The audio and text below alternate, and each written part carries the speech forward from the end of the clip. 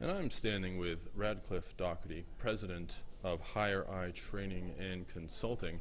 And today, Radcliffe was talking about corporate social irresponsibility, which is a bit different than many of the other presentations which are talking about corporate social responsibility. So Radcliffe, can you tell us a little bit about CSI? Well, besides being a great TV show, in all seriousness, corporate social irresponsibility looks at the issue of, all this focus on social responsibility, how are companies, what are companies not doing, and why do people not trust initiatives? So this whole idea of trust led to the issue of irresponsibility, of saying companies are saying they're responsible, but they're actually irresponsible in a lot of things they do and how they execute a lot of their activities within various communities. And you mentioned a little bit about how the message, in terms of connecting with the audience and having a CSR program, but that not resonating with the stakeholders that it's supposed to resonate with. Can you speak a little bit about connecting with the right message? Yeah, the right message and the messenger are so important. So the messages are normally very good. We helped them, we built a couple of schools, we built a couple of bridges. The messages seem great. However, the messages then lose their focus when people start to dig deeper. And you realize, for instance, let's say we're looking at a multi-billion-dollar mining company who says we built a bridge for $400,000 that allows people to go from one side of the town to another. Now that is a good message, that's good. However, the message gets lost eventually when people realize this mining company is going to make $8 billion over the course of their lifetime of this mining revenue from this mine. So what is this little bridge? And by the way, that bridge really built for us is a bridge built for you to bring your materials over faster. And before, 20 years ago, you could get away with that. But now you can't, because it takes someone to do a Google search on their smartphone, on a tablet, anywhere, or ask somebody and say, sir, what does this mean when they build this bridge? How come you have so much revenue and all you've done is spent $400,000 on this? And by the way, we didn't even build the bridge, you did. So that's part of where the message gets lost, and the messenger. So if you're an organization or industry who's honestly not trusted on a lot of these issues, why are you going to bring the same person forward who people do not trust? So the whole idea of your public relations, and it's marketing 101, right? The message has to fit. It's not what you want people to buy, it's what they want, right? So you have to meet the need.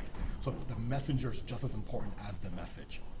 And when you talk a little bit about the messenger and the message, you draw a lot of connections with corporate social responsibility and social media. Yes. And perhaps I sort of got a sense that you were saying social media might be the way that perhaps the public and other stakeholders who aren't engaged in these conversations at the higher policy levels, that their voice is heard and their voices or their opinions are felt by the company. Could you speak a little bit about this connection between CSR and social media? Yeah, so you look at here's social. We're not saying it's the only way. Keep using traditional media. We're not saying get rid of that. But the reality is more and more people are going to social media. Twitter's just not about how cool the hockey game was or how good the awards show anymore. Twitter's also for many people to track the news and updates that are going on day to day. So we're saying what social media is. First of all, just don't jump on it.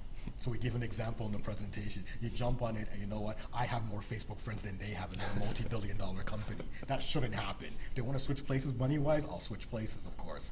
So we're saying, look at your social responsibility strategy.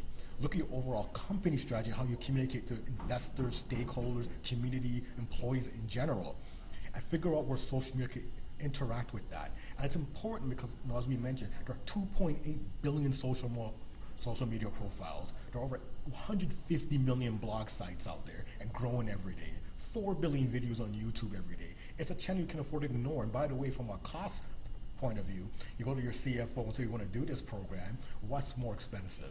To call the expensive PR team to do 9 things, or to have them do 1 and get some via social media. So we think social media is very vital here, because that's where people are, and by the way, that's where information spreads. It spreads very fast, and but it also looks at your overall strategy. It's just not standalone. Social media, here's what we're doing in the community. I give you an example, not a good one. They're not doing a great job. We show you the good example when they linked it overall to how the business operates, and the social media presence represents how the business operates. And they were very honest about it. Here's where we make money, here's what we try to give back, everything merged into one. So the sense of, okay, you're just not giving me a story about how poor kids and we feel sad for these poor kids. You're also saying you want to see that you're doing something with community, and you want to do business with you and see you as someone who's worth doing business with. So I think that's part of the whole social media strategy as well. So we focus a lot on step back for a bit, and the reality is it's not connected. The stats we showed in the presentation, so people are not connecting to this topic. I mean, maybe people like me and you who are interested in it connect. People don't connect. So social media is a place where people are connected. There's that rule Wayne Gretzky used to say, no, I don't watch the puck, I watch where the puck is going. Right? So where is the puck going? People are going to social media. So integrate that. Integrate it with a website. Integrate it with overall messaging as well. And assess to see where you are, which we spend a lot of time with companies actually doing for a fair amount of work up front, trying to figure out where is your social responsibility initiatives and how do we link social media into that. And in some cases, it may not make no sense. Let's be real. In some cases, it may not make any sense. But in our areas, though, in many cases, it does make sense. And I'll stress the last point there. We didn't say it in the presentation, but also look at it internally. How can you leverage social media like infrastructure internally? So if someone on the ground in Ghana, on the ground in Indonesia wants to connect back to Canada and help them understand what's going on, they could have that interaction internally. Because if you practice what you preach internally, it's easier to bring that externally. Too often companies say, I have a social media presence, we're doing great in the community, but internally you don't have that same culture. So what we do is assess your culture. If your culture can handle it, you may look at a third party to bring it in, but your culture as a company has to be able to be open enough to look at social media as well. Well, thank you very much for taking the time out today and sharing your views on CSI and corporate social irresponsibility, and definitely some important considerations to take into account when we're thinking about mitigating risk in the corporate environment. Thank you very much.